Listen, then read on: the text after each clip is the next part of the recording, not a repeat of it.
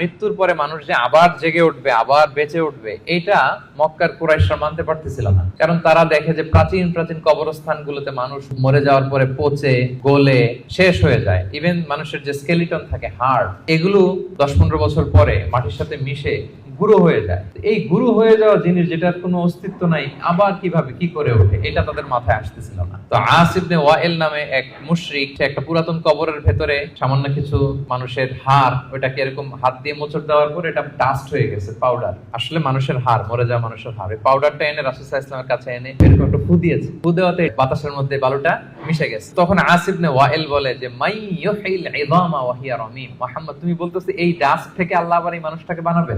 এটা একটা মানুষের কঙ্কাল ছিল। আল্লাহ রাসূল সাল্লাল্লাহু আলাইহি ওয়াসাল্লাম বললেন আল্লাহ তাআলা এই ডাস্ট থেকে, এই ধুলা থেকে, বালি থেকে এটাকে আবার পুনরায় জীবিত করবেন, যেমনি আল্লাহ প্রথম মানুষকে বানিয়েছিলেন। যিনি প্রথম মানুষকে বানাইতে পারলো, সে আল্লাহ কি মরে যাওয়ার পরে, পচে গলে যাওয়ার পরে আবার বানাতে পারবে না?